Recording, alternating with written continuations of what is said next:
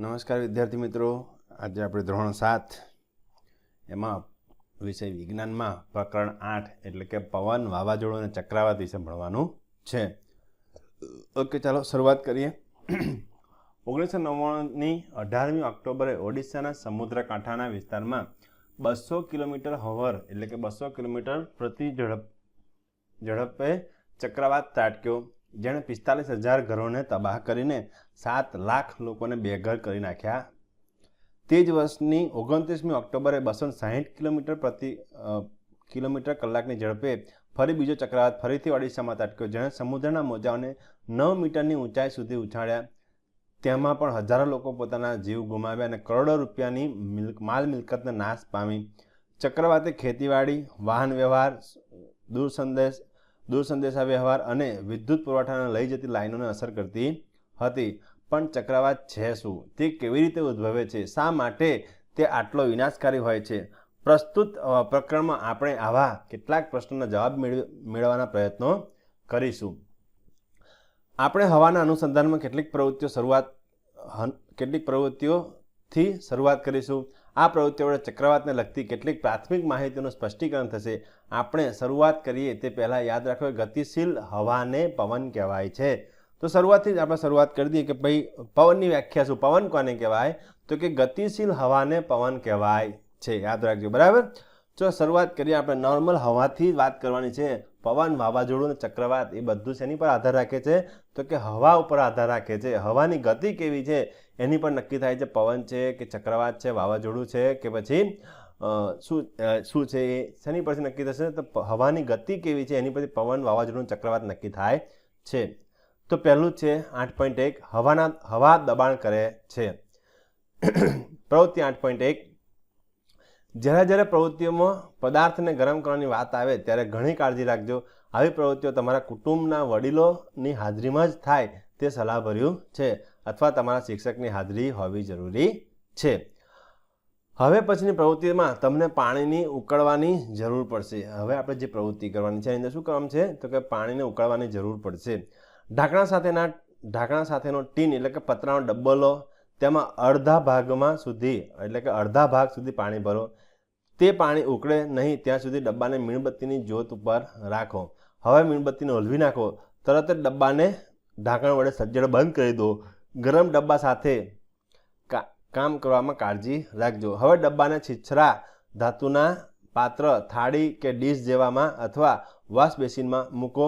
તેના પર તાજું ઠંડુ પાણી રેડો. ડબ્બાનો આકાર શું થાય છે તેની નોંધ કરો. શું કહે છે? તો કે ભાઈ એક ડબ્બો લેવાનો, બરાબર, ઢાંકણાવાળો, એમાં અડધું પાણી ભરવાનું, પછી એને બરાબર પાણી ઉકળવા દેવાનું, ગરમ થવા દેવાનું, પછી ઢાંકણાને એકદમ ફિટ બંધ કરી દેવાનો.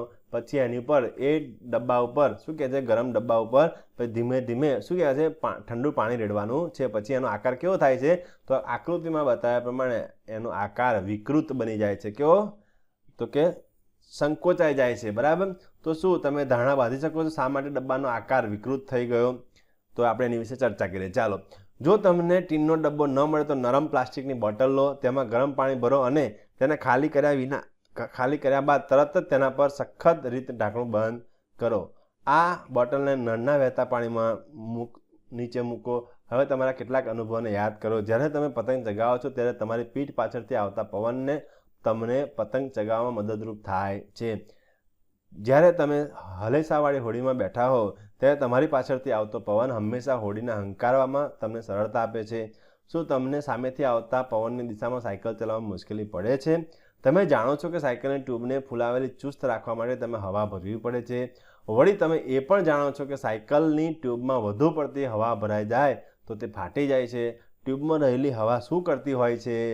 સાયકલની ટ્યુબમાં રહેલી હવા તેને કેવી રીતે યોગ્ય આકારમાં રાખે છે તેની તમારા મિત્રો સાથે ચર્ચા કરો. આ બધા જ અનુભવો દર્શાવે છે કે હવા એ શું કરે છે?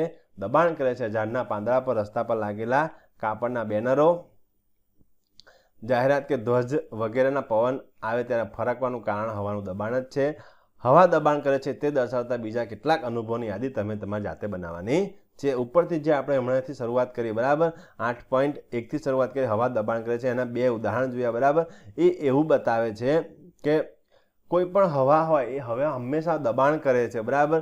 હવાને ચુસ્ત રીતે બંધ કરવામાં આવે અથવા ગરમ હવા ઠંડી પડે તો એ શું કરે છે, દબાણ કરે છે, અથવા હવા ગરમ થાય તો પણ એ શું થાય છે, તો કે દબાણ કરે છે પાત્ર ઉપર, બરાબર.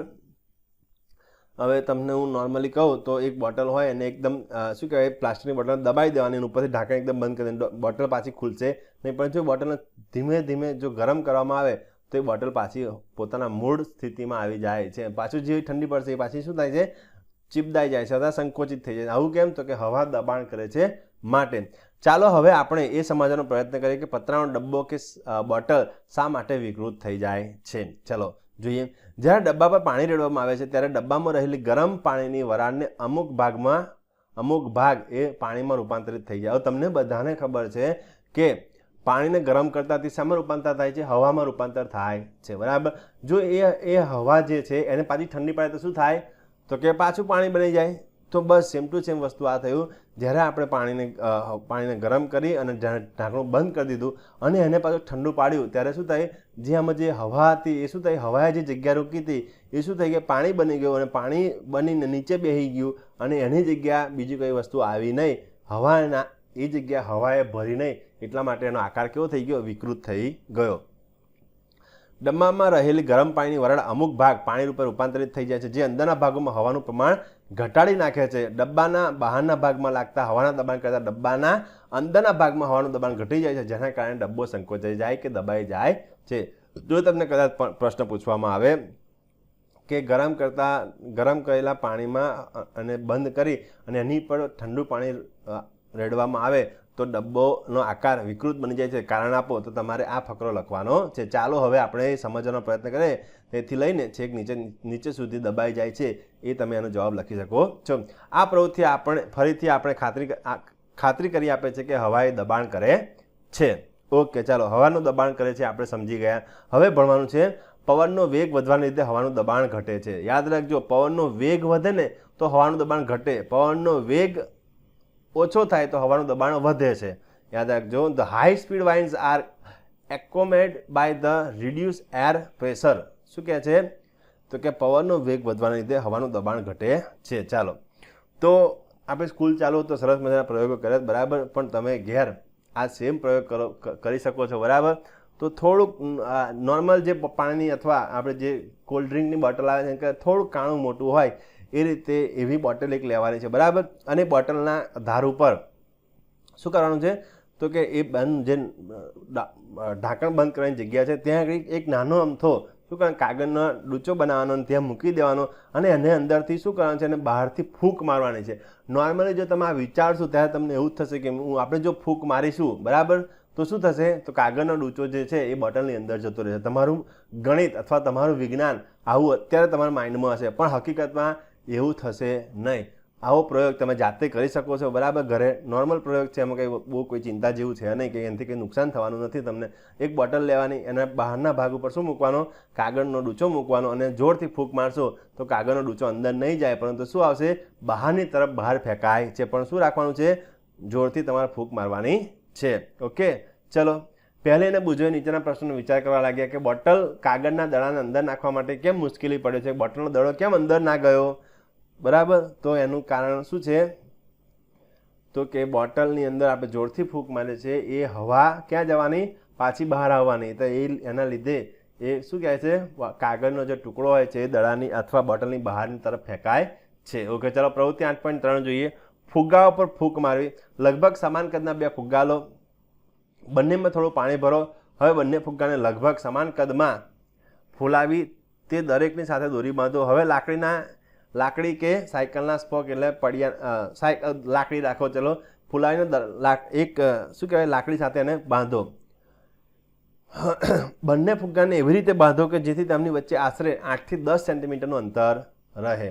હવે બંને ફુગ્ગાની વચ્ચેના ભાગમાં ફૂંક મારો. તમને શું અપેક્ષા રખાઈ હતી કે શું થયું હશે, તો તમને એવું લાગશે કે બંને ફુગ્ગાની વચ્ચે જો આપણે ફૂંક મારીશું અહીંયા, બરાબર, તો બંને ફુગ્ગા શું થશે, તો કે દૂર તરફ જશે, બરાબર, એકબીજાથી દૂર જશે. પણ હકીકતમાં એવું થતું નથી. જો તમે વચ્ચે ફૂંક મારશો બંને ફુગ્ગાની વચ્ચે તો બંને ફુગ્ગા શું આવશે, નજીક આવશે. શું થશે, બંને ફુગ્ગાની વચ્ચે ફૂંક મારો, તમને શું અપેક્ષા રાખી હતી, શું થયું, તમે અપેક્ષા એવી રાખી તો બંને ફુગ્ગા દૂર જશે, પણ હકીકતમાં એવું થયું નહીં. બંને ફુગ્ગા વચ્ચે ફૂંક મારશો તો શું થશે? બંને ફુગ્ગા નજીક આવશે.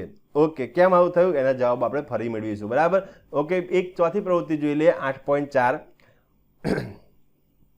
શું તમે ફૂંક મારીને નીચે ઉઠાવી શકો છો? ઓકે, કાગળની પટ્ટીને ફૂંક મારીને ઉપર ઉઠાવવાની. બરાબર. 20 સેન્ટીમીટર લાંબી અને 3 સેન્ટીમીટર પહોળી કાગળની પટ્ટી લો. તેને આકૃતિ 8.5માં દર્શાવ્યા પ્રમાણે તમારા હાથના અંગૂઠા તથા પહેલી આંગળી વચ્ચે પકડો. એટલે આકૃતિમાં દર્શાવ્યા પ્રમાણે તમે પકડવાની છે. હવે કાગળની પટ્ટીને ઉપરના ભાગમાં ફૂંક મારો. કાગળની પટ્ટીને ક્યાં ફૂંક મારવાની છે? ઉપરના ભાગમાં ફૂંક મારવાની છે અને પછી કાગળની પટ્ટીને ઊંચે લાવવાની છે. પહેલે વિચાર્યું કે પટ્ટી ઉપર ઉંચકાઈ જશે, બીજે વિચાર્યું કે પટ્ટી નીચે તરફ વળી જશે. કાગળની પટ્ટીનું શું થશે તે માટે તમે શું વિચારો છો? બરાબર. તમે કદાચ એવું વિચારો છો કાગળની પટ્ટી કદાચ ઉપર ના આવે, કારણ કે ફૂંક ઉપર મારે છે તો શું કહેવાય, તો કાગળની પટ્ટી નીચે જશે. તમારી દિમાગ એવું ચાલતું, પણ હકીકતમાં એવું થાય નહીં. કાગળની પટ્ટી ઊંચે જાય છે. તો કે આ ત્રણ પ્રવૃત્તિમાં આપણે જે વિચાર્યું છે એના કરતાં પરિણામ બીજા કેમ મળ્યા? તો ચાલો એનો જવાબ જોઈએ. તો ચાલો પ્રવૃત્તિ 8.2, 8.3 અને 8.4ના અવલોકનને સમજવાનો પ્રયત્ન કર્યો. કેમ આપણે વિચાર્યું નથી, વિરુદ્ધ કેમ થયું? તો જો અહીંયા શું તમારા અવલોકન તમારી અપેક્ષાના અનુરૂપ છે? જો ના, એટલે કે તમે વિચાર્યું હતું કે તેવા જ છે. શું તમને એવો અનુભવ થયો કે હવાની ઝડપ વધવાથી તેનું દબાણ ઘટી જાય છે? જ્યારે આપણે બોટલના મોઢા પર ફૂંક મારીએ છીએ ત્યારે બોટલના મોઢા આગળ હવાની ઝડપ વધારે હોય છે, જે તે સ્થાનને હવાનું દબાણ ઘટાડે છે. બોટલની અંદરના ભાગમાં તેના મોઢાના ભાગ કરતાં હવાનું દબાણ વધારે હોય છે. બોટલમાંની હવા કાગળના દડાને બહાર ધકેલે છે. શું કહે છે? જ્યારે આપણે પણ હવાનું દબાણ ફૂંક મારીએ છીએ ત્યારે શું થાય છે?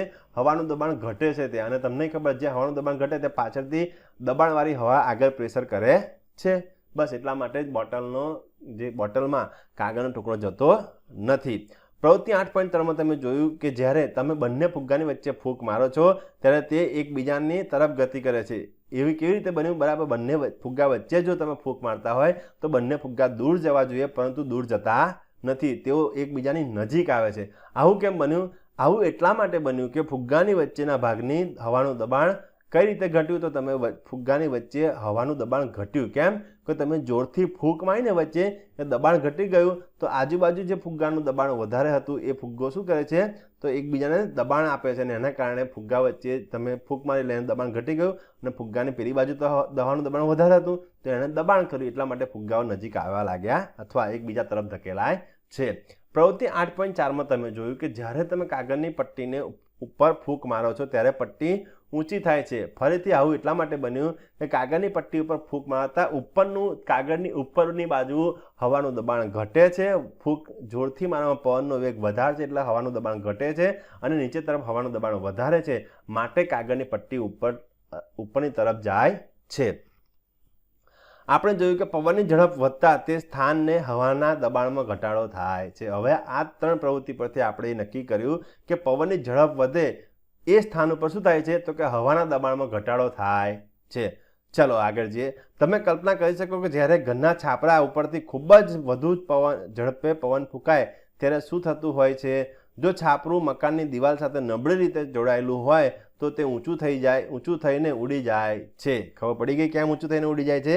કારણ કે ખૂબ જ ઝડપથી પવન ફૂંકાય છે ત્યારે શું થાય છે? છાપરાની ઉપરની બાજુ હવાનું દબાણ ઘટે છે અને નીચેની બાજુ હવાનું દબાણ વધે છે. એટલા માટે તે શું થાય છે? છાપરું ઉડી જાય છે. જો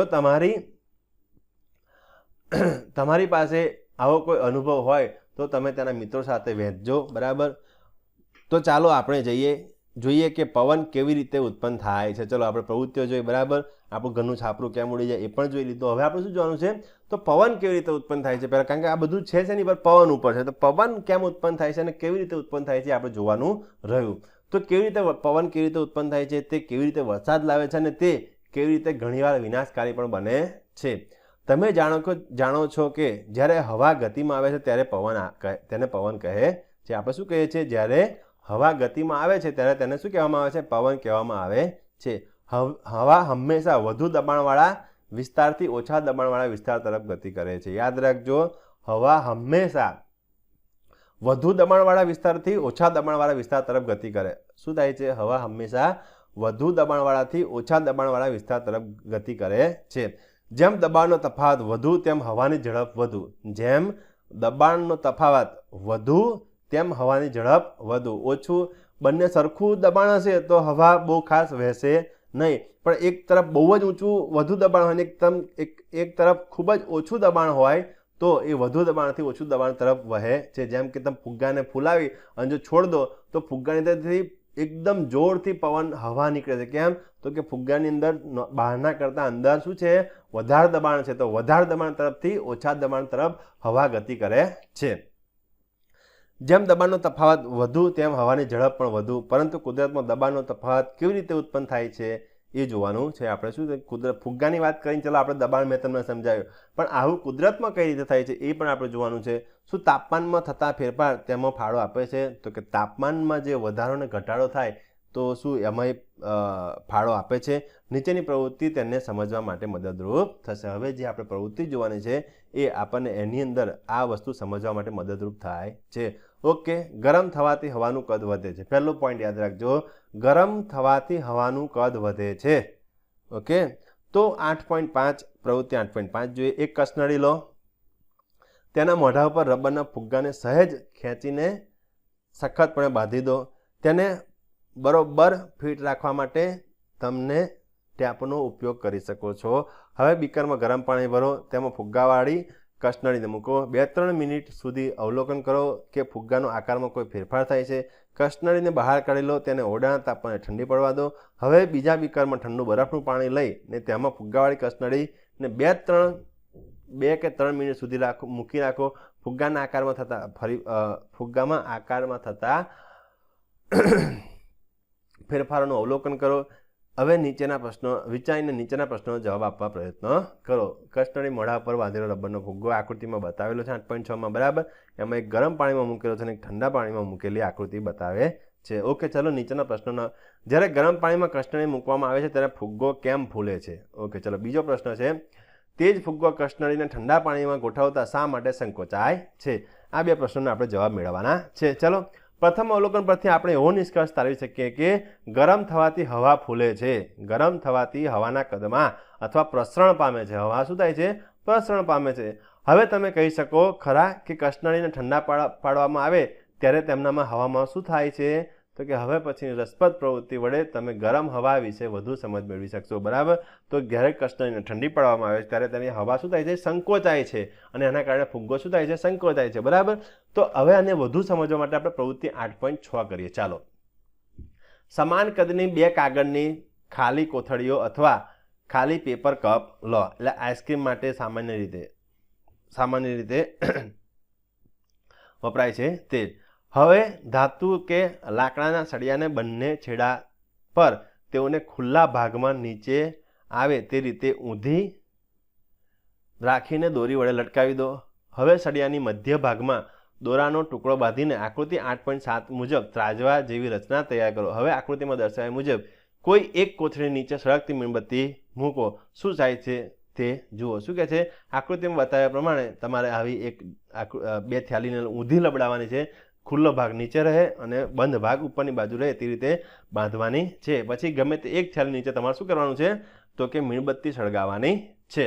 ચલો, કોથળી વડે બનેલા તાજવાનું સંતુલન શા માટે ખોરવાઈ ગયું? તો આપણે જોયું કે ભાઈ સંતુલન એક ઉપર ગઈ અને એક નીચે ગઈ. તો આવું કેમ થયું?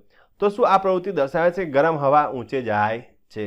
આનો મતલબ એવો થયો કે જે હવા ગરમ હશે એ શું થાય છે? ઉપર જાય છે. એક જો મીણબત્તી મારી જે ગરમ હવા છે એ ઉપર જાય છે, બરાબર, અને જે ઠંડી હવાવાળું હતું એ નીચે આવે છે. આ પ્રવૃત્તિ દર્શાવે છે ગરમ હવા ઊંચે જાય છે. જ્યારે ગરમ હવા ઉપર જાય છે ત્યારે કોથળીને ઉપરના તરફ ધકેલે છે. ત્રાજવાનું આ સંતુલન એવું સૂચવે છે કે ગરમ હવા ઠંડી હવા કરતાં હલકી હોય છે. શું કહે છે? ગરમ હવા એ ઠંડી હવા કરતાં કેવી હોય છે? હલકી હોય છે. યાદ રાખજો, ટૂંકા પ્રશ્ન પૂછી શકે છે, ગરમ હવા એ ઠંડી હવા કરતાં ખાલી જગ્યા હોય છે. તો શું આવશે? ગરમ હવા એ ઠંડી હવા કરતાં હલકી હોય છે. હવે તમને સમજાવી શકશો કે શા માટે ધુમાડો હંમેશા ઉપરની તરફ જ ગતિ કરે છે. હવે ધુમાડો હંમેશા કેવો હોય? ગરમ વસ્તુમાંથી ધુમાડો નીકળે, બરાબર. તો એ ધુમાડો નોર્મલ હવા કરતાં કેવો હોય? ગરમ હોય. માટે જ ધુમાડો હંમેશા ઉપરની દિશામાં ગતિ કરે છે. વળી એ પણ યાદ રાખવું જરૂરી છે કે ગરમ થવાથી હવા ફેલાય છે અને વધુ જગ્યા રોકે છે. વળી બીજું શું યાદ રાખવાનું છે? તો કે આપણે એ પણ યાદ રાખવાનું છે કે ગરમ થવાથી હવા ફેલાય છે અને વધુ જગ્યા રોકે. જ્યારે કોઈ પણ હવાને ગરમ કરવામાં આવે ત્યારે વધુ જગ્યા અને શું થાય છે, ફેલાય છે. જ્યારે કોઈ વસ્તુ વધુ જગ્યા રોકે ત્યારે વજનમાં હલકી બને છે. જ્યારે કોઈ વસ્તુ વધુ જગ્યા રોકે ત્યારે તે કેવી હોય છે, વજનમાં હલકી બને છે. આથી જ ગરમ હવા ઠંડી હવા કરતાં હલકી હોય છે. આ કારણે ધુમાડો ઉપરની તરફ જાય છે. કુદરતમાં એવી અનેક પરિસ્થિતિઓ સર્જાય કે જેમાં કોઈ સ્થળની હવા ગરમ થઈને ઉપરની બાજુ જાય છે. તે સ્થળે હવાનું દબાણ ઘટે અને આજુબાજુથી ઠંડી હવા તે જગ્યા પૂરવા ધસી આવે છે, જેથી હવાનું સંવહન થાય છે. અને તે પ્રકરણ તમે 4માં શીખી ગયા છો. બરાબર. શું કહે છે, કુદરતમાં આવી ઘણી બધી પ્રક્રિયાઓ થાય છે. બરાબર. અમુક જગ્યાએ તાપમાન વધારે થતું હોય તો તે ગરમ થઈ જાય હવા, અને ગરમ હવા ક્યાં જાય છે, ઉપરની તરફ જતી હોય તો એ જગ્યા જે ખાલી પડી એ જગ્યામાં શું થાય છે, તો કે આજુબાજુના વિસ્તારની બીજી ઠંડી હવા હોય તે વિસ્તાર તરફ ધસી આવે છે અને એના કારણે પવન સર્જાય છે. બરાબર. અથવા હવાનું સંવહન થાય છે, જે તમે પ્રકરણ 4માં શીખી ગયા છો. ચલો 8.4, પૃથ્વી પરની સપાટી અસમાન રીતે ગરમ થવાને કારણે પવનનો પ્રવાહ ઉત્પન્ન થાય છે. શું થાય છે, આપણી જે પૃથ્વી છે એની જે સપાટી ઉપર અસમાન રીતે કોઈક જગ્યાએ પવન હવા ગરમ થાય છે અને કોઈક જગ્યાએ હવા ઠંડી થાય છે. આવા અસમાન રીતે ગરમ થવાને કારણે પૃથ્વીની સપાટી અસમાન રીતે ગરમ થવાને કારણે પવનનો પ્રવાહ વહે છે. આ પરિસ્થિતિઓ નીચે મુજબ છે. હવે નીચે મુજબની આપણે પરિસ્થિતિ વિશે વાત કરવાનું છે. ધ્રુવ પ્રદેશો તથા વિષુવવૃત્તીય પ્રદેશોનું અસમાન રીતે ગરમ થવું. બે વસ્તુઓ છે, એક તો ધ્રુવ પ્રદેશો તથા વિષુવવૃત્તીય પ્રદેશોનું અસમાન રીતે ગરમ થવું. તમને ખબર છે, તમે ભૂગોળ કદાચ ભણ્યા જ છો કે વિષુવવૃત્ત પાસેના પ્રદેશો સૂર્યના પ્રકાશ વડે મહત્તમ ગરમ થાય છે. શું કહે છે, વિષુવવૃત્ત આગળના પ્રદેશો સૂર્યના પ્રકાશ વડે મહત્તમ ગરમ થાય છે. તે વિસ્તારોને હવા પણ ગરમ હોય છે. ગરમ હવા ઊંચે ચડે છે અને 0 થી 30 અક્ષાંશના પ્રદેશો બંને બાજુના પટ્ટામાં આવેલી ઠંડી હવા વિષુવવૃત્ત તરફ ગતિ કરે છે. એટલે કે ઉત્તર ધ્રુવ અને દક્ષિણ ધ્રુવ તરફથી જે પણ કંઈ ઠંડી હવા હોય છે એ ક્યાં જાય છે, તો કે વિષુવવૃત્ત તરફ આવે છે. કેમ, તો કે અહીંયા ગરમ હવા હતી ઉપર ચડી ગઈ, તો હવે એની જગ્યા લેવા માટે શું કરશે, ઉત્તર ધ્રુવ અને દક્ષિણ ધ્રુવમાંથી જે બરફ ઠંડો પ્રદેશ છે એ બાજુથી ઠંડી હવા એ શું થાય છે, વિષુવવૃત્ત તરફ ધસી આવે છે. આ પવનના ફૂંકાવાની દિશા ઉત્તર અને દક્ષિણ દિશાથી વિષુવવૃત્ત તરફની હોય છે. આ જે પવન ફૂંકાવાની દિશા હોય છે તે ઉત્તર અને દક્ષિણ દિશાથી વિષુવવૃત્ત તરફ, એટલે ઉપરથી દક્ષિણ, ઉત્તર દિશાથી વિષુવવૃત્ત એટલે વચ્ચેની બાજુ અને દક્ષિણ દિશાથી વિષુવવૃત્ત તરફની એમની શું હોય છે, તો કે એમની ગતિ અથવા એમની દિશા હોય છે પવન ફૂંકાવાની. ઓકે. ધ્રુવ પ્રદેશો પાસેની હવા લગભગ 60 ડિગ્રી અક્ષાંશવાળા પ્રદેશ કરતાં ઠંડી હોય છે. શું કહે છે, ધ્રુવ પ્રદેશો પાસેની હવા લગભગ 60 ડિગ્રી અક્ષાંશવાળા પ્રદેશો કરતાં કેવી હોય છે, ઠંડી હોય છે. આ અક્ષાંશ આગળની ગરમ હુંફાળી હવા ઊંચે ચડે છે અને ધ્રુવ પ્રદેશની ઠંડી હવા તેની જગ્યા લેવા ધસી આવે છે. આ રીતે આકૃતિ 8.8માં દર્શાવ્યા મુજબ ધ્રુવથી હુંફાળી હવા અથવા હુંફાળા ગરમ પ્રદેશો વચ્ચેનો પવનનો પ્રવાહ રચાય છે. એટલે અહીં વિષુવવૃત્ત ઉપર જે ગરમ હવા, અહીં વચ્ચે જે ગરમ હવા હોય છે એ શું થાય છે, તો કે ઉપરની દિશા, વિષુવવૃત્તની ઉપરની દિશામાં જાય છે. બરાબર. જ્યારે દક્ષિણ દિશામાંથી અથવા ઉત્તર દિશામાંથી એ જગ્યા અહીંયાથી જે ઉપરના ભાગમાં હવા ગઈ એની જગ્યા લેવા માટે ઉત્તરથી અને દક્ષિણ ધ્રુવથી અહીંયા ઠંડા પવનો અહીંયા અથવા ઠંડી હવા અહીંયા આવે છે અને એના કારણે શું થાય છે, એક પવનની એ રચાય છે. પરંતુ પૃથ્વીના પરિભ્રમણને કારણે તેની દિશામાં ફેરફાર થાય છે. પરંતુ શું થાય છે, કારણ કે પૃથ્વી પોતાની કક્ષા ઉપર અને સૂર્યની આસપાસ ફરે છે તો એના પરિભ્રમણને કારણે પણ તેની દિશામાં ફેરફાર થાય છે. કોના, પવનની. જમીન અને પાણીનું અસમાન રીતે ગરમ થવું. જો બીજો ભાગ શું છે, તો કે જમીન અને ગરમ પાણી અથવા પાણીનું અસમાન રીતે ગરમ થવું એ પણ હવા. આ શું આખું આપણે શું ભણીએ છીએ, તો કે પૃથ્વી પરની સપાટી અસમાન રીતે ગરમ થવાને કારણે પવનનો પ્રવાહ ઉત્પન્ન થાય છે. તો પવનનો પ્રવાહ કઈ રીતે ઉત્પન્ન થાય છે, તો પહેલો એમાં મુદ્દો છે ઉત્તર ધ્રુવ અને વિષુવવૃત્ત પ્રદેશોનું અસમાન રીતે ગરમ થવું. હવે બીજો પોઈન્ટ આપણે જોવાનો છે તો કે જમીન અને પાણીનું અસમાન રીતે ગરમ થવું. ઇન શોર્ટ કે કોઈ બે વસ્તુ અસમાન રીતે ગરમ થાય ત્યારે પવન ફૂંકાય. બરાબર. ચાલો જોઈએ. તો તમે પ્રકરણ 4માં દરિયાઈ પ્રવાહો અને જમીનના પ્રવાહો વિશે વાંચ્યું હતું. ઉનાળામાં વિષુવવૃત્તની નજીક જમીન ઝડપથી ગરમ થાય છે અને મોટાભાગના સમયે જળાશય તથા સમુદ્રની સાપેક્ષે જમીનનું તાપમાન ઊંચું હોય છે. યાદ રાખજો, ઉનાળામાં વિષુવવૃત્તની નજીક જમીન શું થાય છે, વિષુવવૃત્ત નજીકની જે પણ કંઈ જમીન હોય ઝડપથી ગરમ થાય છે અને મોટાભાગના સમયે જળાશય તથા સમુદ્રની સાપેક્ષે જમીનનું તાપમાન કેવું રહે છે, ઊંચું હોય છે. જમીન પરથી હવા ગરમ થઈને ક્યાં જવાની? ઊંચે ચડે છે, જેને કારણે પવનનો પ્રવાહ સમુદ્ર તરફથી જમીન તરફનો હોય છે. તેના કારણે સમુદ્રમાં જમીનની સાપેક્ષે સમુદ્ર કેવો હોય છે? ઠંડો હોય છે, અથવા જળાશય ઠંડા હોય છે. તો એની પર જે હવા રહેલી હોય છે ક્યાં આવે છે? જમીન તરફ હોય છે. માટે તો વિશ્વ ઉનાળાની અંદર સમુદ્રથી જમીન તરફનો શું હોય છે? હવાનો અથવા પવનની દિશા હોય છે. જમીન પરથી હવા ગરમ થઈને ઊંચે ચડે છે, જેના કારણે પવનો સમુદ્ર તરફથી જમીન તરફનો હોય છે, જેને મોસમી પવનો કહેવામાં આવે છે. તો મોસમી પવનો હંમેશા કેવા હોય? તો કે સમુદ્રથી જમીન તરફના મોસમી પવનો હોય છે. મોન્સૂન શબ્દ અરબી શબ્દ મોસમ પરથી આવેલો છે, જેને અર્થ ઋતુ થાય છે. મોન્સૂન શબ્દ કે શાની પરથી આવેલો છે? તો કે અરબી શબ્દ શેની પરથી? મોસમ પરથી આવેલો છે, જેનો અર્થ મોસમનો અર્થ શું થાય છે? ઋતુ થાય છે. શિયાળામાં પવનની દિશા ઉલટાય છે, તે જમીનથી સમુદ્ર તરફ હોય છે. હવે આવું કેમ થયું? ચાલો જોઈએ. તે પહેલા ઉનાળામાં શું થાય? સમુદ્રથી જમીન તરફ. શિયાળામાં શું થાય?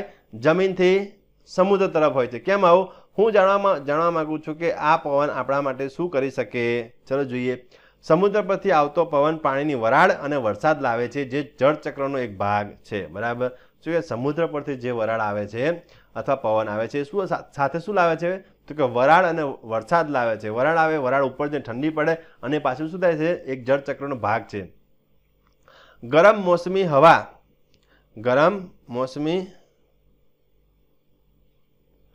હવા પોતાની સાથે પાણીની વરાળ લઈને આવે છે, જેને કારણે વરસાદ આવે છે. ગરમ મોસમી હવા પોતાની સાથે શું લઈને આવે છે? પાણીની વરાળ લઈને આવે છે, જેને કારણે શું થાય છે? વરસાદ આવે છે. વાદળો વરસાદ લાવીને આપણને આનંદનો અનુભવ કરાવે છે. આપણા દેશના ખેડૂતો પાક માટે મોટા ભાગે વરસાદ પર આધાર રાખે છે. વાદળો અને વરસાદ માટે ઘણા લોકગીતો પ્રચલિત છે. જો તમે આવું કોઈ ગીત જાણતા હો તો તમારા મિત્રો સાથે તેની ગાઓ. અને અહીંયા આવું એક ગીત આપેલું છે. બરાબર. નીચે એક ગીત આપેલું છે, જોઈએ. આકાશમાં ઘેરાતા વાદળ, અમને કહો કે હવે વરસાદ આવશે. કાળા અને લહેરાતા વાદળ, દરેક જગ્યાએ વરસાદના ટીપા વરસાવો.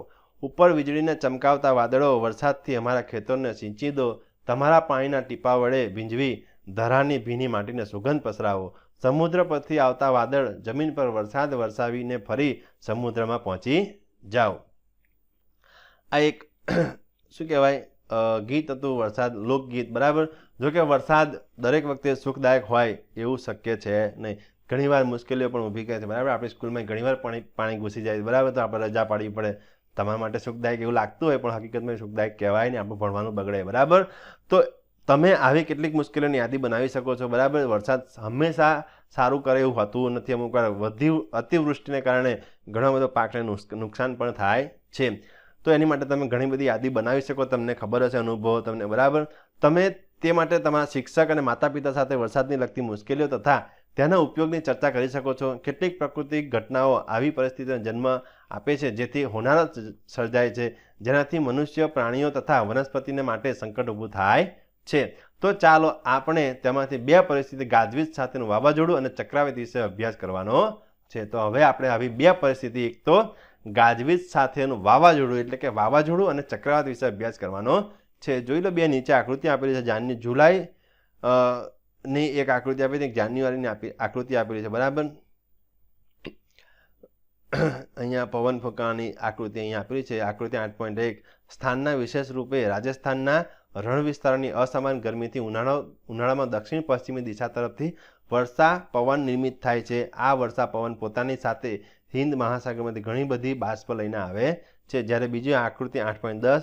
શિયાળામાં સ્થળ અને પાણીના અસમાન ગરમીના કારણે પવન ઉત્તર પશ્ચિમના ઠંડા સ્થાનો પરથી આવે છે. તે ઠંડા પવનો પોતાની સાથે થોડી બાષ્પ લાવે છે, એટલા માટે શિયાળામાં વરસાદ પણ ઓછો પડે છે. બરાબર. તો આ બે આકૃતિ જોઈ લો. આપણા દેશની જ છે. બરાબર. રાજસ્થાનની. તો એની શિયાળા અને ઉનાળાની અલગ અલગ જુલાઈ અને જાન્યુઆરી મહિનાની અહીંયા તમને આકૃતિ આપેલી છે. ઓકે, ચાલો આગળ જઈએ. તો પહેલો પોઈન્ટ છે આપણો ગાજવીજ સાથેનું વાવાઝોડું અને ચક્રવાત. ભારત જેવા ગરમ ભેજવાળા ઉષ્ણકટિબંધીય વિસ્તારમાં વારંવાર ગાજવીજ સાથેના વાવાઝોડા ઉદ્ભવે છે.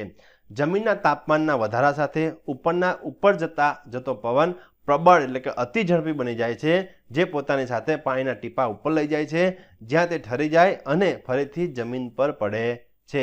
નીચે પડતા પાણીના ટીપા અને ઉપર તરફ ઝડપથી જતી હવા વીજળી અને ગડગડાટ અથવા ગાજવીજ ઉત્પન્ન કરે છે, જેને ગાજવીજ સાથેનું વાવાઝોડું કહે છે.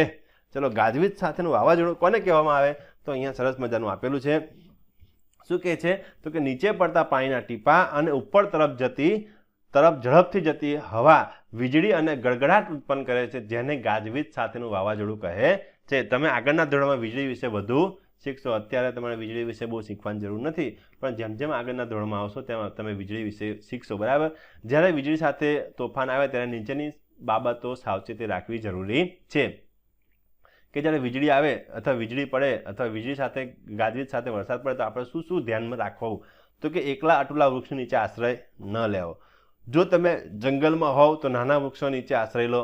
જમીન પર સૂઈ જતા નહીં. શું કહે છે? જો તમે એકલા અટુલા વૃક્ષની નીચે આશ્રય લેવો જોઈએ નહીં. જો તમે જંગલમાં હોવ તો નાના વૃક્ષો નીચે આશ્રય લો, મોટા વૃક્ષો નીચે નહીં, અથવા જમીન પર તો બિલકુલ સૂઈ જવું નહીં. ધાતુના હાથો ધરાવતી છત્રીનો ઉપયોગ તમારા રક્ષણ માટે ન કરો. શું કહે છે? ધાતુના હાથો ધરાવતી હોય એવું ધાતુની કોઈ પણ વસ્તુ તમારી જોડે હોવી જોઈએ નહીં. ધાતુના હાથો ધરાવતી છત્રીનો ઉપયોગ તમારા રક્ષણ માટે કરવો જોઈએ નહીં.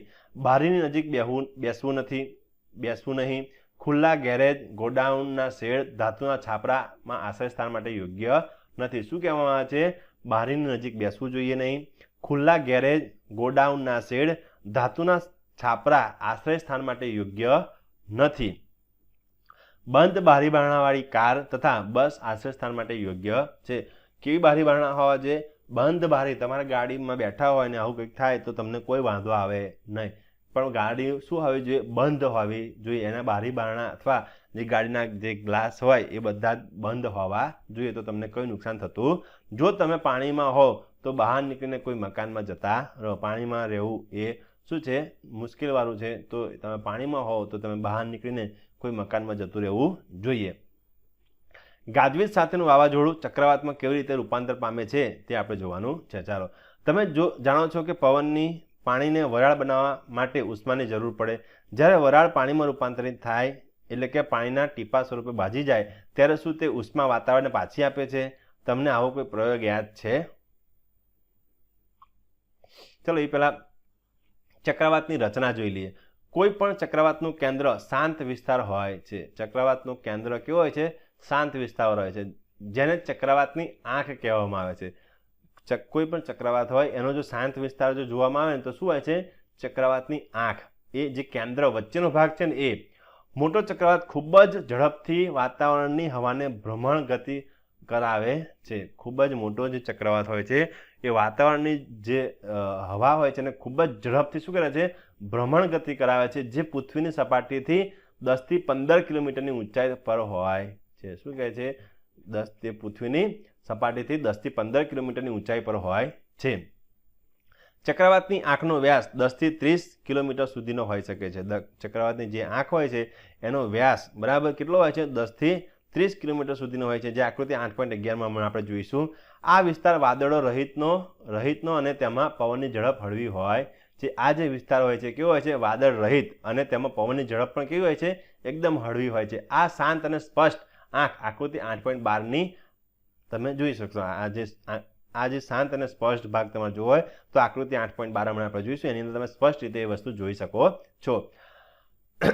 આંખની આસપાસ 150 કિમી સુધીનો વિસ્તાર વાદળોથી ઘેરાયેલો હોય છે. આ વિસ્તારમાં પવનની ઝડપ ખૂબ જ વધારે એટલે આશરે 150 થી 250 કિલોમીટર પ્રતિ કલાકની હોય છે, અને ભારે વરસાદ આપતા ગાઢ વાદળો આવેલા હોય છે. આ વિસ્તારથી દૂર પવનની ઝડપ ક્રમશઃ ઘટતી જાય છે, અને ચક્રવાતની ઉત્પત્તિ પણ ઘણી જ જટિલ પ્રક્રિયા છે. તેનું એક મોડેલ આકૃતિ 8.11માં દર્શાવ્યું છે. તો પહેલાં આપણે આકૃતિ 8.11 જોઈએ.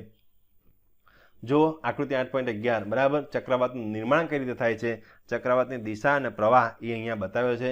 વચ્ચેનો જે ભાગ છે એ આંખ કહેવામાં આવે છે. ચક્રની કેન્દ્રના ભાગને શું કહેવામાં આવે છે? આંખ કહેવામાં આવે છે. બરાબર. ઉતરતી હવા અને ઉપર ચડતી હવા એ બે અલગ અલગ હોય છે. બહારની હવા હોય ઉપર તરફ જાય અને અંદરની હવા એ નીચે તરફ આવે છે. બરાબર. અહીંયા તમને દેખાય છે એ ચક્રવાતની વચ્ચે બીજું છે આકૃતિ 8.12 ચક્રવાતની આંખનું ચિત્ર અહીંયા દેખાય છે તમને, મધ્યમાં જે ભૂરા રંગનું દેખાય છે ગાઢું એ શું છે? એ ચક્રવાતની આંખ છે. અને બીજી આકૃતિ 8.13 છે, ચક્રવાતના લીધે ઉછળતું પાણી દર્શાવવામાં આવેલું છે. ઓકે, ચાલો. વાદળની રચના થતાં પહેલાં પાણી વાતાવરણમાંથી ઉષ્મા શોષીને વરાળમાં રૂપાંતર પામે છે. શું કહે છે? વાદળની રચના થાય એ પહેલાં શું થાય છે? પાણી જે છે એ વાતાવરણમાં શું થાય છે? ઉષ્મા શોષી લે છે અને પોતે પાણીને ગરમ કરો એટલે શું થાય? પાણીને ગરમી આપે એટલે એ પાણી શું ગરમી શોષે છે અને પોતાને શેમાં રૂપાંતર કરી દે છે? તો કે વરાળમાં રૂપાંતર કરે છે. જ્યારે પાણીની વરાળ ફરી પાછી પ્રવાહીમાં રૂપાંતર પામે ત્યારે વરસાદના ટીપા બને છે, જે વાતાવરણમાં ઉષ્મા પાછી આપે છે. વાતાવરણમાં છોડાતી આ ઉષ્મા તેની આસપાસની હવાને શું કરે છે? ગરમ બનાવે છે અને આ હવા ઉપર જાય છે, જેના કારણે દબાણ ઘટે છે. આમ થતાં વાવાઝોડાના કેન્દ્રમાં વધુ હવા ધસી જાય છે અને આ ચક્રનું પુનરાવર્તન થાય છે. આવી શ્રેણી બંધ ઘટનાઓને લીધે ઓછા દબાણવાળું ક્ષેત્ર રચાય છે, જેની આસપાસ ખૂબ જ ઝડપથી પવનો ઘૂમવા લાગે છે અને આ હવામાનની એવી પરિસ્થિતિ છે જેને ચક્રવાત કહે છે. ચલો, ચક્રવાતનું નિર્માણ કેમ થાય? તો તમે અહીંયાથી વાદળની રચનાથી લઈને ચક્રવાત કહે છે ત્યાં સુધી તમે લખી શકો છો. ચક્રવાતનું નિર્માણ અહીંયા બતાવેલું છે એ રીતે થાય છે. શું થાય છે? તો કે વાતાવરણમાં જે ઉષ્મા આપણે પાણી ઉષ્મા લઈને વરાળ બને છે અને એ જ્યારે વરાળમાંથી પાછું પાણી બને છે ત્યારે એ શું કરે છે? તો પોતાની અંદર રહેલી જે ઉષ્મા છે શું કરે છે?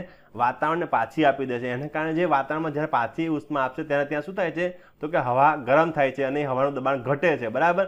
તો એના કારણે શું થાય છે? તે હવા વારંવાર આ આખું વસ્તુ બન્યા કરે છે. તેને લીધે એક જોરદાર ચક્રવાત ઉત્પન્ન થાય છે. ચક્રવાતના નિર્માણ પવનની ઝડપ, પવનની દિશા, તાપમાન તથા ભેજનું પ્રમાણમાં અગત્યનો ભાગ ભજવે છે. ચક્રવાતના નિર્માણમાં ઘણી બધી વસ્તુઓ અસર કરે છે, જેમાં એક છે પવનનો ઝડપ, પવનની દિશા, તાપમાન તથા ભેજનું પ્રમાણ પણ અગત્યનો ભાગ ભજવે છે.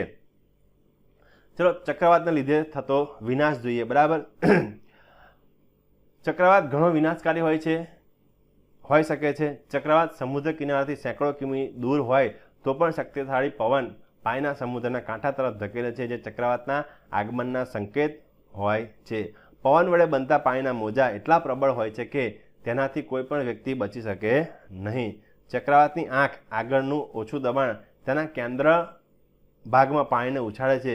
ઉછળતા પાણીની ઊંચાઈ 3 થી 12 મીટર હોઈ શકે. જે આકૃતિ 8.13માં તેને જોતા એવું લાગે કે પાણીની દિવાલ કિનારા તરફ ધસી આવે છે. જોયું આકૃતિ 8.13માં દેખાય છે કઈ રીતે પાણી ઉછળે. બરાબર? તો એવું લાગે કે પાણીની દિવાલ એક પોતાના કિનારા તરફ આવતી હોય એવું લાગે. આખી પાણીની દિવાલ એ શું થાય? તો કિનારા તરફ ધસી આવતી હોય એવું લાગે છે. આને લીધે સમુદ્રનું પાણી કાંઠા પરના નીચાણવાળા વિસ્તારમાં પ્રવેશી માલ મિલકત તથા તેના જનજીવનને ગંભીર નુકસાન પહોંચાડે છે. વળી તે જમીનની ફળદ્રુપતામાં પણ ઘટાડો કરે છે. કેમ? તો કે સમુદ્રનું પાણી કેવું હોય છે? ક્ષારવાળું હોય છે.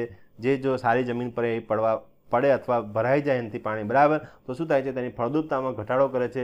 ચક્રવાત સમુદ્રના કિનારાથી પસાર થાય તે સમયે થતો વરસાદ પૂરની સ્થિતિ ઉત્પન્ન કરે છે, જે વધુ ભયાનક હોય છે. ચક્રવાત સમુદ્રના કિનારાથી પસાર થાય તે સમયે શું થાય છે? સતત વરસાદ પૂરની સ્થિતિ ઉત્પન્ન કરે છે, જે વધુ ભયાનક હોય છે.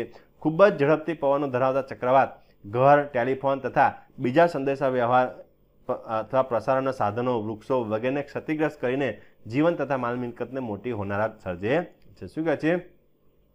ખૂબ જ ઝડપી પવનો શું કરે? ચક્રવાત એટલે ઘર તથા ટેલિફોન, લાઇટના થાંભલા અથવા જે મોબાઈલના ટાવરો, બરાબર, અથવા ટેલિફોનના વાયરો બધાને ક્ષતિ પહોંચાડે છે અને આપણે જે જીવન જરૂરિયાત વસ્તુ હોય છે એને માલ મિલકતને મોટી હોનારત સર્જે છે.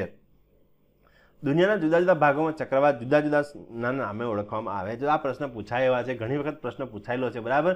દુનિયામાં અલગ અલગ જગ્યા પર અલગ અલગ દેશમાં ચક્રવાતને અલગ અલગ નામોથી ઓળખવામાં આવે છે. બરાબર? તો અમેરિકા ખંડમાં તેને હેરિકેન કહે છે. અમેરિકામાં જો ચક્રવાત આવે તો એને શું કહેવામાં આવે છે? અમેરિકા ખંડમાં તેને હેરિકેન કહેવામાં આવે છે.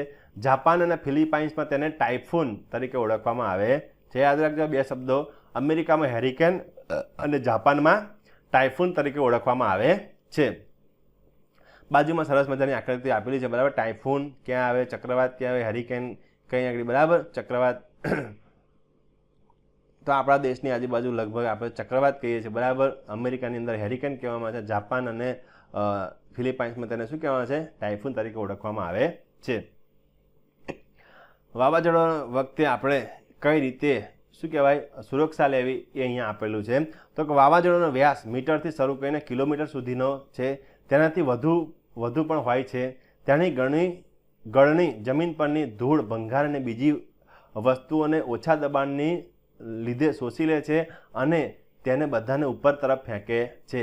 અહીં વાવાઝોડાનો અનુભવ કરનાર અનુભવો આપેલા છે. ડિસ્કવરી ચેનલની યંગ ડિસ્કવરી સિરીઝમાંથી અહીંયા આપણે થોડાક અનુભવો લીધેલા છે, એને આપણે વાત કરવાની છે. મેં વાદળને આવીને ઘરના છાપરાને આવરી લેતું જોયું. હું જ્યારે બારણાના હેન્ડલ પાસેથી પહોંચ્યો ત્યાં તો ઘર આકાશમાં ફંગોળાઈ ગયું. સદભાગ્યે મને કોઈ ઈજા ન થઈ. વાવાઝોડું પસાર થયા બાદ અમે ભંગાર સાફ કરવા લાગ્યા ત્યારે તૂટેલા પાટિયા અને વૃક્ષોની ડાળીઓ, પીછા વગરના મરેલા મરઘીના બચ્ચા અને ચામડી ઉખડી ગયેલા સસલાને પણ જોયા. વાવાઝોડાથી બચવા માટેના ઓરડો જમીનની ઊંડે હોય છે, જેની બારી હોતી નથી અથવા બારીઓ બંધ કરીને ટેબલ નીચે જતા રહેવું સલાહભર્યું છે. જ્યાં ભંગાર પહોંચી શકે નહીં, આપણે ઘૂંટણીથી વાંકા વળીને આપણા ગળા તથા માથાની આસપાસ હાથ વીંટાઈને માથાને બચાવવું જોઈએ. જે આકૃતિ અહીંયા બતાવી છે એ રીતે જ્યારે પણ વાવાઝોડું રચાય ત્યારે આપણે એ રીતે બેસી જવું જોઈએ. હવે આપણે જોવાનું છે વંટોળ. આપણા દેશમાં બહુ જ વંટોળ ઓછા જોવા મળે છે. વંટોળ એટલે ગરણી આકારનું કાળું વાદળ જે આકાશથી જમીનની સપાટી પર પહોંચે છે. મોટાભાગના વંટોળ નબળા હોય છે, પરંતુ વિનાશકારી વંટોળની ગતિ લગભગ 300 કિલોમીટર, જો ચક્રવાતની 150 થી 250 હતી, જ્યારે વંટોળની લગભગ કેટલી છે 300 કિમી કલાક જેટલી હોય છે. એટલે 1 કલાકમાં 300 કિલોમીટરનું અંતર કાપે એટલી ઝડપ હોય એની, બરાબર. ચક્રવાતની અંદરના ભાગમાં પણ વંટોળ રચાઈ શકે છે. ચક્રવાતની અંદરના ભાગમાં શું થાય છે? વંટોળ રચાઈ શકે છે. ભારતમાં સમગ્ર દરિયાકાંઠો ચક્રવાત માટે સંવેદનશીલ છે. મુખ્યત્વે કયો? તો કે પૂર્વ કાંઠો. જોકે પશ્ચિમનો દરિયાકાંઠો ચક્રવાતની પ્રબળતા અને તેની આવૃત્તિ માટે ઓછો સંવેદનશીલ છે. જો ભારતમાં આપણે જો સંવેદનશીલ એરિયો હોય ચક્રવાત માટે તે કયો છે? તો કે મુખ્યત્વે પૂર્વ કાંઠો જે છે એ ચક્રવાત માટે સંવેદનશીલ, જ્યારે પશ્ચિમનો દરિયાકાંઠો છે એ ચક્રવાત માટે અને પ્રબળતા માટે શું છે? ઓછો સંવેદનશીલ છે. ચલો, એની માટે સુરક્ષાના પગલાં કયા લેવાના, અસરકારક પગલાં કયા લેવાના? તો ચક્રવાતની આગાહી, અગમચેતીને વ્યવસ્થા કરવી જોઈએ. આપણે શું કરવી? સરકારે જ્યારે પણ ચક્રવાત આવે અથવા આવું કંઈ હોય તો એની માટે આગાહી અને અગમચેતીના વ્યવસ્થા કરવી જોઈએ, બરાબર. એનડીઆરએફની ટીમને બધું નક્કી કરવું જોઈએ. સરકારી સંસ્થાઓ દરિયાકાંઠાના વિસ્તારો કઈથી થયું પાછું? દરિયાકાંઠાના વિસ્તારો 89 માછલી પકડનારના માછીમારો, બંદરો, વાહન અને સામાન્ય લોકોને ચેતવણી આપતા ત્વરિત શું કરવું જોઈએ? તો કે સંદેશા વ્યવહાર કરવો જોઈએ. આવું જ્યારે પણ થાય ત્યારે શું કહે છે? તો કે દરિયાકાંઠાના સંસ્થાઓ, સરકારી સંસ્થાઓ દરિયાકાંઠાના વિસ્તારો અને માછલી પકડના માછીમારો, બંદરો, વાહનો તેમને સામાન્ય લોકોને ચેતવણી આપવી જોઈએ જે દરિયા કિનારે રહેતા હોય. ચલો, અહીંયા કંઈક આપેલું છે. આપણે શીખ્યા કે વાવાઝોડું ઓછા દબાણની ઘટના છે. વાવાઝોડાની બનાવટમાં પવનની ઝડપ અગત્યનો ભાગ ભજવે. તેથી પવનને ઝડપી માપવા માટે ખૂબ જ પવનની ઝડપ માપવી એ ખૂબ જ અગત્યનું સાધન છે અથવા અગત્યની છે. જે સાધન પવનની ઝડપ કે વેગ માપે છે તેને એનેમોમીટર કહેવામાં આવે છે. યાદ રાખજો, પવનની ઝડપ માપવા માટે કયું સાધન વપરાય છે? તો કે પવનની ઝડપ માપવા માટે એનેમોમીટર તરીકેનું સાધન વપરાય છે, જે અહીંયા દર્શાવેલું છે, બરાબર. પવનની ઝડપ માપતું એનેમોમીટર સૌજન્ય ભારત હવામાન વિભાગની નવી દિલ્હીથી આપણને અહીંયા આકૃતિ આપેલી છે, બરાબર. તો એનેમોમીટર પવનની ઝડપ માપે છે. ઓકે, ચાલો. ચક્રવાતના સંભવિત ક્ષેત્રોમાં ચક્રવાતથી બચવાના આશ્રય સ્થાનો અને લોકોને ઝડપથી સુરક્ષાત્મક રીતે તે સ્થાનો પર પહોંચવાની સરકારી વ્યવસ્થા હોવી જોઈએ. લોકો દ્વારા શું કાર્ય કરવામાં? તો કે આપણે શું કરી શકીએ? ચલો, સરકારી સંસ્થાઓ પોતાની અથવા જે બચાવ ટુકડી છે પોતાનું કાર્ય કરે, પણ તેમ છતાં એવું જરૂરી નહીં કે બધા એ જ કરે. આપણે શું કરવું જોઈએ? તો કે આપણે હવામાન વિભાગ વડે દૂરદર્શન, રેડિયો અથવા દૈનિક સમાચાર પત્રો જેવા માધ્યમ વડે થતી ચેતવણીને, જાહેરાતોને નકારવી જોઈએ નહીં. અને આપણે શું કહે? તો આપણે એને નકારવાની નહીં, બરાબર. એને પછી છે આપણે અનિવાર્ય ઘરેલું સામાન, પાલતુ જાનવરો અને વાહનો વગેરેને સુરક્ષિત સ્થાને પહોંચાડવા માટે જરૂરી પ્રબંધ કરવો જોઈએ. શું કહે છે? તો કે આવી જો કોઈ સૂચના મળે તો આપણે પહેલાં શું કરીએ? તો ઘરનો જે અનિવાર્ય ઘરેલું સામાન કે જેની વગર આપણે ચાલે એમ નથી, આપણી માલ મિલકત છે એ, પછી પાલતુ જાનવરો અને વાહનોને શું કહે છે? તો કે સુરક્ષિત જગ્યા પર અથવા આશ્રય સ્થાન પર પહોંચાડવા માટે કંઈક પ્રબંધ કરવો જોઈએ. પાણીમાં ડૂબેલી સડક પર વાહન ચલાવવા ન જોઈએ. પાણીમાં ડૂબેલી સડક પર વાહન ચલાવવું ન જોઈએ, કારણ કે પૂરથી સડક તૂટી ગયેલી હોઈ શકે છે. બધી જ કટોકટી માટેની સેવાઓ જેવી કે પોલીસ, ફાયર બ્રિગેડ અને મેડિકલ સેન્ટરમાં ફોન નંબરની માહિતી આપણી પાસે રાખવી જોઈએ. એટલે કે ફાયર બ્રિગેડ છે, પોલીસ છે, મેડિકલ સ્ટાફ છે, એ બધાનો નંબર, મોબાઈલ નંબર અથવા નંબર એમનો આપણી પાસે હોવા જોઈએ. જો તમે ચક્રવાતવાળા વિસ્તારમાં રહેતા હોવ તો ધ્યાન રાખવાની કેટલીક બાબતો અહીંયા વધારાની સાવધાની છે. દૂષિત થયેલા પાણીનો વપરાશ કરશો નહીં. કટોકટી માટે પીવાના પાણીનો સંગ્રહ કરવો જોઈએ. શું કહે છે, જો રોજ જેને દર વર્ષે ચક્રવાત આવતો જ હોય તો એ લોકોને શું કરવું જોઈએ, તો કે દૂષિત થયેલા પાણીનો વપરાશ કરવો નહીં. કટોકટી માટે પીવાના પાણીનો આપણે શું કરવું જોઈએ, સંગ્રહ કરવો જોઈએ. ભીના થયેલા ઇલેક્ટ્રિક સ્વિચ બોર્ડ તેમજ નીચે પડેલા વીજળીના તારનો સ્પર્શ કરવો જોઈએ નહીં. માત્ર હરવા ફરવાના બહાને પૂરના સ્થળો તેમજ ચક્રવાતના સ્થળોએ જવું નહીં. માત્ર ફરવાના બહાને જો આપણે પૂરના સ્થળો ખાલી જોઈએ આવીએ, હળ મજા આવશે, શું થયું જોઈએ, એવા બહાના કાઢીને આપણે જવું જોઈએ નહીં. બચાવ દળના વ્યક્તિઓ પર બિનજરૂરી માગનું દબાણ કરવું જોઈએ. જે રેસ્ક્યુ ફોર્સ છે, બરાબર, એમની ઉપર કે ભાઈ મારું આ બચાવી લો ને પેલું કરી લો, બરાબર, એમની રીતે કામ કરવા દેવું જોઈએ. તમારા પડોશીઓ તથા મિત્રોને મદદ કરવી અને તેમને સહકાર આપવો જોઈએ. શું કહે છે, તમારા પડોશીઓ અથવા જે મિત્રો હોય એમને તમારે શું કરવું જોઈએ, મદદ કરવી જોઈએ, તેમને સહકાર આપવો જોઈએ. આધુનિક ટેકનોલોજીની મદદથી આપણે જોવાનું છે તો કે એડવાન્સ ટેકનોલોજી હેઝ હેલ્પ, બરાબર.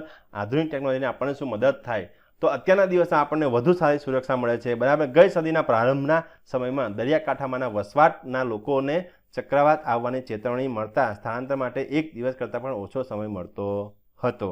આજની દુનિયામાં ઘણી જ જુદી છે. ઉપગ્રહો તથા રડારને લીધે કોઈ પણ ચક્રવાત આવવાના 48 કલાક પહેલાં ચક્રવાતની સૂચના મળી જાય છે. પહેલાંના જમાના કરતાં અત્યારે બહુ સારું છે, બરાબર. ચક્રવાત કે એવું કંઈક આવવાનું હોય તો આપણને બહુ 48 કે એને કરતાં પણ વધારે સમય મળે છે, બરાબર, જેથી આપણે આપણું રક્ષણ કરી શકીએ. ચક્રવાતની ચેતવણી પણ 24 કલાક પહેલાં પ્રસારિત કરી દેવામાં આવે છે. જ્યારે પણ ચક્રવાત દરિયાકાંઠાની નજીક હોય છે ત્યારે દર કલાકે અથવા દર અડધા કલાકે તેની પ્રગતિ તેમજ દિશા માટેના સંદેશા પ્રસારિત કરવામાં આવે છે. તમે જો ટીવીમાં અત્યારે જોતા હોય તો આ ચોમાસું હમણાં જ ગયું, બરાબર, તો એની અંદર તમે ચક્રવાત, વરસાદ આવવાનો છે, 5 દિવસની આગાહી, 2 દિવસની આગાહી, બરાબર. તો એ બધું શેની પર છે, તો કે આધુનિક ટેકનોલોજીના કારણે વરસાદ પડવાનો છે કે નહીં એ બધું જ આપણને માહિતી મળે છે. અનેક રાષ્ટ્રીય તથા આંતરરાષ્ટ્રીય સંસ્થાઓ ચક્રવાતની સાથેને સંબંધિત કટોકટીનું સતત નિરીક્ષણ કરે છે. અનેક રાષ્ટ્રીય તથા કેવી, તો કે આંતરરાષ્ટ્રીય સંસ્થાઓ એવી છે જે સતત ચક્રવાતની સાથે સંબંધિત કટોકટીનું સતત નિરીક્ષણ કરે છે. ઘણીવાર આપણને એવું કહેવામાં આવે છે ને કે ભાઈ કે દક્ષિણ ભારતમાંથી વાવાઝોડું ઉત્પન્ન થવાનું છે અને તે ગુજરાત તરફ આવે છે અને પછી ગુજરાત તરફ આવતું હોય તે એવું કહે છે કે હવે દિશા એની ફંટાઈ ગઈ છે. તો આ બધી માહિતી કોણ રાખે છે, તો ઘણી બધી આંતરરાષ્ટ્રીય અને રાષ્ટ્રીય સંસ્થાઓ છે જે આની ઉપર શું કહે છે, હંમેશા નિરીક્ષણ કરે છે. તો અહીંયા આપણું ચેપ્ટર પૂર્ણ થાય છે, બરાબર. તો નેક્સ્ટ ચેપ્ટર આપણે 9મું ભણીશું. તો આનું તમે સ્વાધ્યાય અને એના હું તમને સ્વાધ્યાય પોથી માટે પીક મોકલો અથવા ફોટા મોકલું ત્યારે એને સ્વાધ્યાય પોથીમાં તમે આને નોંધ કરી લેજો, બરાબર. ત્યાં સુધી અસ્તુ. જય દક્ષિણામૂર્તિ, જય હિન્દ.